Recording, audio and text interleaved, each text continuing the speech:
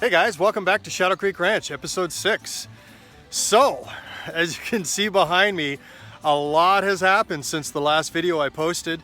It's been about 6 weeks or so, and the foundation is in. Everything's backfilled. It's a nice, clean job site. This is my kind of job site: organized, tidy, level. This is what I crave when I'm building. And but I'm going to give you a flashback because there was a tremendous amount of work to get to this stage, and not optimal conditions either: rain, mud, wind, and to do all the sort of the foundation work, the forms, the steel, the concrete, the drainage, the gravel, backfill. A lot to get to here, but we're above ground now, and that is so exciting. Because like Heather said, the shit's getting real. Like that's what it is. The shit is getting real now. We are just about a week away from, maybe 10 days away from having Summit and the guys come install the log work. I'll be ready for them around the 18th of May, and they should be done around the 18th to 20th of May. So that's when we're targeting. Things are going good. This is my, used to be my Corona hat, Corona beer, beach, barbecue hat. Corona's got a whole new meaning now, so I can't call it that. It's now my ranch hat, and my elixir of choice is whiskey and Advil. Just that's how we roll these days, whiskey and Advil. After the long, hard days we put in, we get pretty sore. We've been doing other things other than just the house as well. We have our garden going on here, huge garden. That's garlic. Check it out. It is monster. I mean, that's like Jurassic-sized garlic we're growing there. And then we have an orchard back here, and corn and planter boxes, and Heather's been cutting firewood galore. I think we've got about 7 cords of wood cut and split now for next winter. So lots of other stuff going on here, including building a house. But anyways, here's a flashback to the foundation work, and then I'll catch up with you at the end. Cheers. This episode is form work and getting ready to do the foundations for the house. So beautiful spring sunny day here. It is glorious. I mean, this is what we've been waiting for. Birds are chirping, frogs are croaking, and we are in the midst of the whole COVID-19 virus thing going on. So we are in quote unquote self-isolation. But my buddy Scott said to me, you guys are ridiculous. You're in self-isolation for the rest of your lives, which is a little bit true. But anyhow, we're okay here. I mean, we're where we want to be. We've got supplies, and the only thing I do have to go out for is fuel for the generator until we get our temporary power hookup here. That we're dependent on fuel. So I'm pretty stocked up for the next couple of weeks, I think, with fuel. So I think we should be okay there. In the meantime, I'm starting on the boxes for the foundation work. There's a lift behind me here. This was a pretty good sized lift of 2x10s. There were 8s, 10s, and 12s. It was about 3 times the size of that yesterday, but I've already done a substantial amount of cutting, making these piles here, and these are to build the boxes that will basically be the pads that the house will sit on, concrete pads. There will be tubes of concrete on top of these pads. I'll show you what that looks like once I have some assembled. But the pads vary in size from 3-foot square, 4-foot square, and 5-foot square for the biggest ones. So that's what I'm working on. And tomorrow I'm gonna start assembling them today, and then tomorrow I'll start putting them in the pit. And that's it. In the meantime, yeah, can't complain about being stuck here, really. I mean, it's beautiful, and hopefully you guys are home safe and healthy and self-isolating like everybody else, and should be anyways. And yeah, well, hopefully we'll get through this before too long, maybe by summertime. So anyhow, more to come. Done. So after 3 absolutely grueling hard days, and a considerable amount of help from my brother in arms, Scott, we managed to get all of the pads in and locked into place.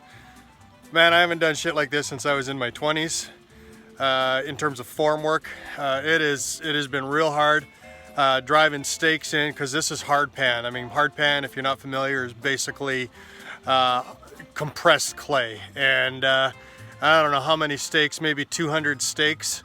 Really, you don't need a gym if you're doing this kind of stuff, let me tell you.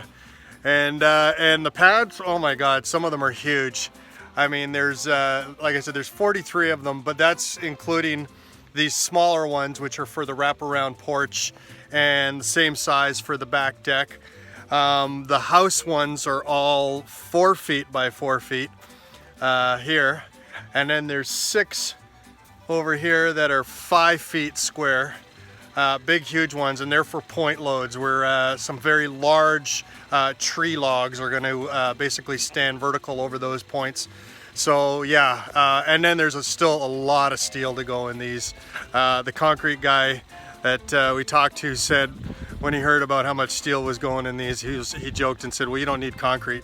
You know, I mean, these are freaking huge. I mean, these are huge pads. You know, you could put a high-rise on these pads. You know, so it's, yeah, you could put a building on this foundation. And now, mind you, the log house, these are huge logs, and the house is huge. So it's gonna need, you know, support for sure. Engineers, you know, I don't know if you've ever had any experience with engineers, but typically engineers overbuild shit. I mean, they just, you know, they build it to cover their asses. So everything is built bigger and stronger and more steel than what's necessary. And, you know, we got to do it because that's what they're asking for, and that's how it is. So anyhow, the pads are in place, and the next part is to put the steel grids in the bottom and then work on the vertical tubes, the sonotubes. So I'll show you what that looks like later. But the pads are done. Yeah!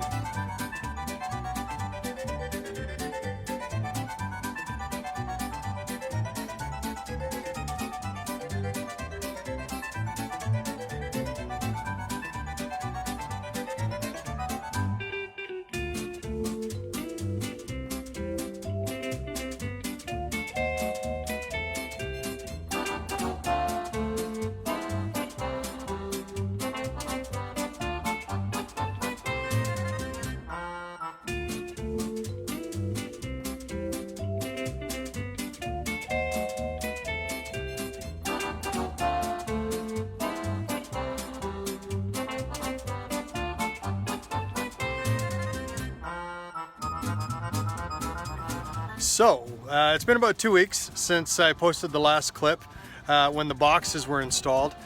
It's been a tough 2 weeks. The weather didn't cooperate a whole lot. There was a lot of rain. The pit was filled with water and mud, and I had to drain that with a sump pump. And but this week is beautiful. It's the first week of April. I think it's about the 5th or something. I'm pouring concrete in 3 days, getting my inspection tomorrow, and things are looking up. So the steel, it's been all steel for the last 2 weeks. Really tough stuff. It's basically commercial or industrial grade steel. Most of it's covered up already, but I'll show you this. This one here is an example.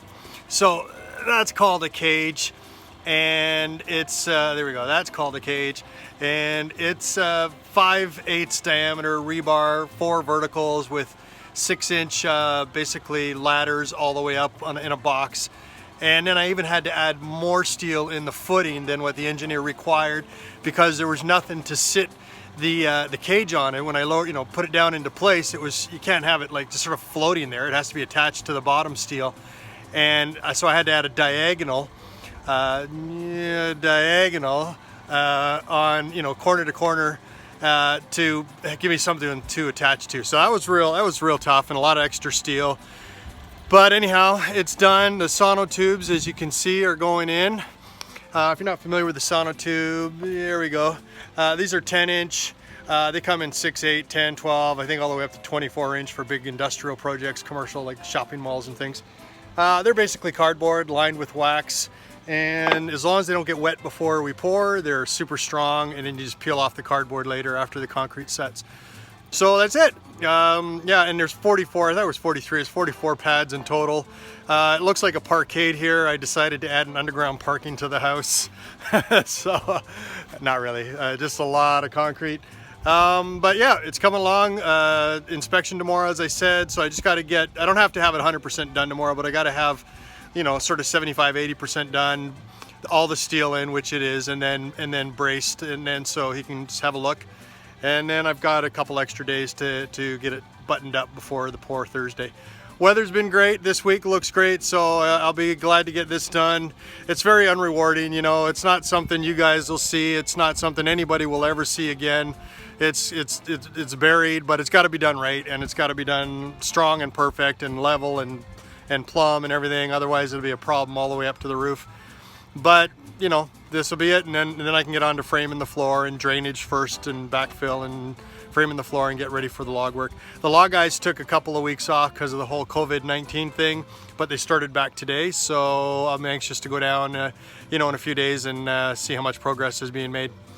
Well, it's almost exactly 1 month to the day that we broke ground.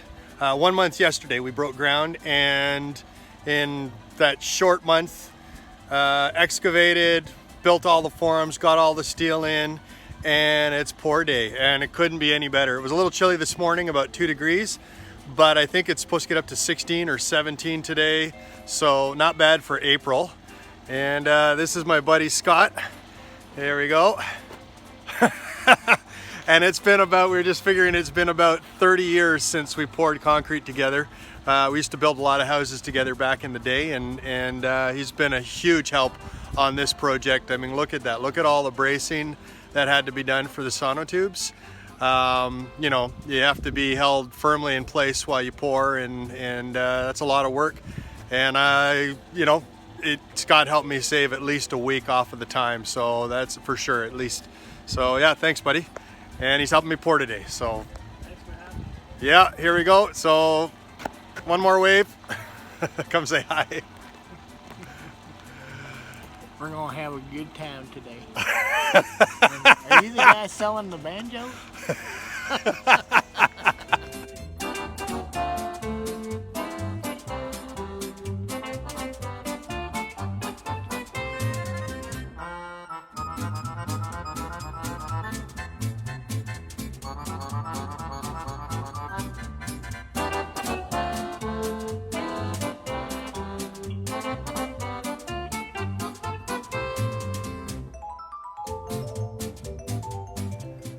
Sup?